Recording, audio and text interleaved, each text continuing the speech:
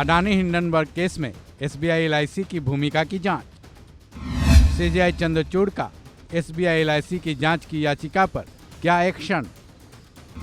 कांग्रेस नेता जया ठाकुर ने डाली थी याचिका। क्या एसबीआई और एलआईसी के पैसों का अडानी ग्रुप्स ऑफ कंपनीज के लिए इस्तेमाल हुआ था?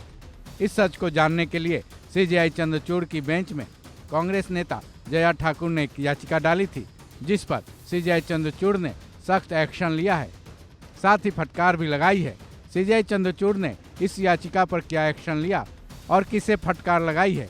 इस केस में सुनवाई करते हुए सीजेआई चंद्रचूड़ की अगुवाई वाली बेंच ने याचिकाकर्ता को फटकार लगाई है। बेंच ने कहा कि बिना किसी सबूत के आप कोर्ट से एसबीआई और एलआईसी की जांच के निर्देश देने के लिए क्यों कह रहे हैं? क्या आपको एहसास भी है कि इस तरह के निर्देश का क्या प्रभाव पड़ेगा? सीजेआई की बेंच ने सख्त लहजे में कहा कि क्या ये कोई कॉलेज की बहस है? इसके बाद सीजेआई चंद्रचूड़ की बेंच ने अपने सवाल को जारी रखते हुए पूछा कि क्या आपको एहसास भी है कि एसबीआई और एलआईसी के खिलाफ अगर जांच के आदेश सुप्रीम कोर्ट देती है तो उसका वित्तीय बाजार की स्थिरता पर क्या असर पड़ेगा? साथ ही इस याचिका के जरिए ना तो कोई संबंधित डॉक्यूमेंट कोर्ट में पेश किए गए हैं और ना ही याचिकाकर्ता की तरफ से पेश वकील ने इस पर कोई तर्क दिया है। इसके बाद सीजेआई की बेंच ने याचिकाकर्ता के वकील को फटकार लगाते हुए कहा कि कोर्ट में एक वकील के रूप में जब आप दलीलें पेश करते हैं तो आपको अपनी दलीलों के प्रति जिम्मेदारी का एहसास होना चाहिए।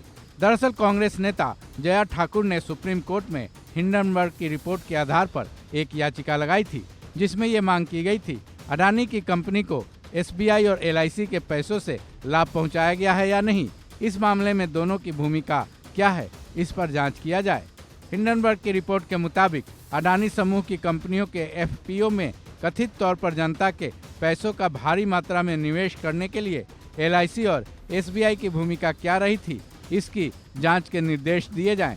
कांग्रेस नेता जया ठाकुर की इस याचिका में मांग की गई थी कि एसबीआई और एलआईसी की अडानी इंटरप्राइजेज के एफपीओ में 3,200 रुपये प्रति शेयर के रेट से जनता के पैसे का भारी मात्रा में निवेश की जांच के निर्देश देने चाहिए, क्योंकि उसी वक्त सेकेंडरी मार्केट में अडानी इंटरप्राइजेज के शेयरों की कीमत 18,000 रुपये प्रति शेयर थी।